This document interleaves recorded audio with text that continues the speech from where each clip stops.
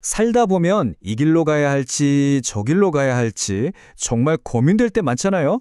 특히 어떤 선택을 해야 절대 손해를 안 볼까 이런 생각 한 번쯤은 다들 해보셨을 거예요. 오늘 다룰 이야기가 바로 그겁니다. 확실한 교법의 경, 팔리오로는 앞바라까 숫다라고 하는데요.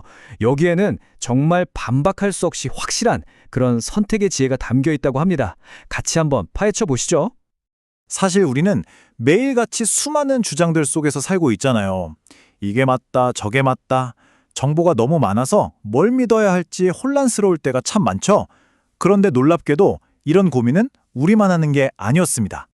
지금으로부터 약 2500년 전 인도의 코살라국 사람들도 똑같은 문제에 부딪혔어요. 워낙 많은 스승들이 나타나서 저마다 자기 가르침만이 유일한 진리라고 하니까 도대체 누구 말을 들어야 할지 알 수가 없었던 거죠. 결국 이 사람들은 답답한 마음을 안고 붓다를 찾아가서 물었습니다. 여기서 붓다의 대답이 정말 인상적이에요. 그냥 저를 믿으세요 라고 하지 않으셨거든요. 그 대신에 어떤 정보가 불확실한 상황에서도 스스로 가장 현명하고 안전한 길을 찾아낼 수 있는 아주 강력한 논리적인 생각의 틀을 하나 제시해 줍니다. 자, 그럼 그 논리적 도구의 핵심이 뭔지 한번 살펴볼까요? 붓다는 이걸 아빠나꼬담모, 우리말로는 확실한 교법이라고 불렀는데 이게 도대체 무슨 뜻일까요? 확실한 교법이라는 거는요, 나중에 어떤 철학이 맞든 틀리든 그런 거랑 상관없이 일단 따르기만 하면 무조건 나에게 이익이 되는 가르침을 말합니다. 그러니까 어떤 상황에서도 절대 손해볼 일 없는 가장 안전한 패를 쥐는 방법, 뭐 그런 셈이죠. 붓다가 처음으로 제시한 논리적인 내기는 바로 업, 즉 인과법에 대한 거예요. 선한 행동과 악한 행동이 정말로 결과를 낳는가에 대한 두 가지 서로 다른 견해를 가지고 분석을 시작합니다. 자, 한쪽에서는 이렇게 주장합니다. 다음 생 같은 건 없어. 선한 일을 하든 악한 일을 하든 결과 같은 것도 없어. 반면에 다른 쪽에서는 아니야. 다음 생은 분명히 있고 우리가 하는 모든 행동은 반드시 그에 맞는 결과를 가져와 라고 말하죠. 자, 여기서부터 붓다의 분석 방식이 정말 기가 막힙니다. 먼저 인과를 부정하는 사람을 한번 볼까요? 만약에 정말 만에 하나 이 사람들 말이 맞다고 쳐요. 그래도 이 사람들은 막 살았으니까 주변의 현명한 사람들한테 손가락질 받겠죠? 저 사람 참 하면서요. 그런데 만약에 이 사람들이 틀렸다면 이건 뭐 게임 끝이죠. 이 세상에서도 욕먹고 죽어서는 괴로운 곳으로 가고 그야말로 이쪽에서도 까이고 저쪽에서도 까이는 완전히 손해만 보는 장사인 거예요. 그럼 반대로 인과를 믿는 사람은 어떨까요?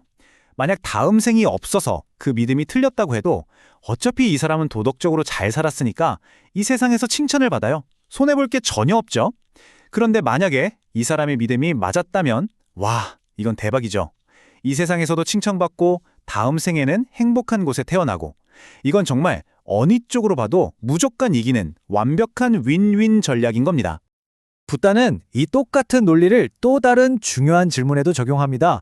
바로 우리의 행동에 도덕적인 책임이 따르는가 하는 문제죠. 자, 이번에도 두 가지 견해가 있어요.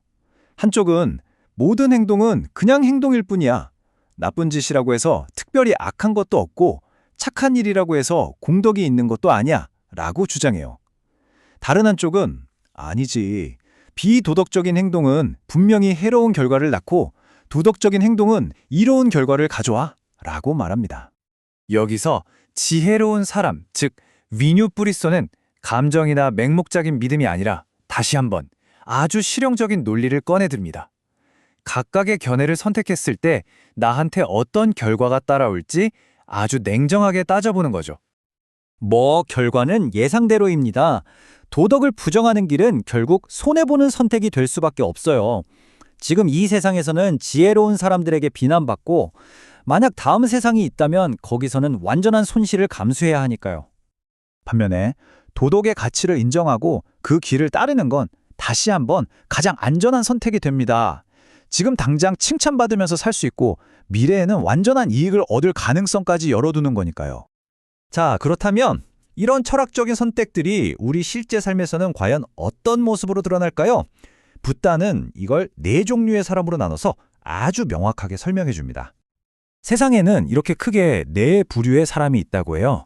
극단적인 고행으로 자기 자신만 괴롭히는 사람, 또 남을 착취하고 해치면서 괴롭히는 사람, 그리고 자기 자신과 남 모두를 괴롭히는 사람. 이 처음 세 부류는 전부 잘못된 견해에서 비롯된 괴로운 삶을 사는 거죠. 하지만 마지막 네 번째, 즉 자신도 남도 괴롭히지 않는 사람이야말로 바로 확실한 교법을 따른 결과인 겁니다. 그리고 이 구절이 그 목표를 정말 완벽하게 보여주는 것 같아요. 그는 자신도 남도 괴롭히지 않으며 바로 이 세상에서 갈증 없이 번뇌 없이 평온하게 머문다. 이건 막연한 미래의 약속이 아니에요. 지금 당장 안전한 길을 선택함으로써 얻을 수 있는 아주 구체적이고 실질적인 보상인 거죠. 자, 그럼 결론적으로 이 가르침이 오늘날 우리에게 주는 핵심 메시지는 뭘까요? 저는 이게 인생에서 가장 안전한 투자가 무엇인지에 대한 지혜라고 생각합니다. 확실한 교법은요, 다음 생이 있냐 없냐를 두고 벌이는 거대한 도박이 아니에요. 이건 바로 지금 여기에서 비난받지 않고 평화롭게 살기 위한 가장 현실적이고 이성적인 전략인 거죠. 현재의 행복을 확실하게 보장하면서 동시에 미래의 가능성까지 활짝 열어두는 그야말로 가장 지혜로운 선택인 셈입니다. 오늘 이야기를 마치면서 여러분께 질문 하나 드리고 싶습니다. 여러분의 삶에서 어떤 선택이 현재의 평화와 행복을 보장하고 미래의 후회를 최소화하는 그런 가장 안전한 투자가 될까요? 한번 곰곰이 생각해 보시면 좋겠습니다.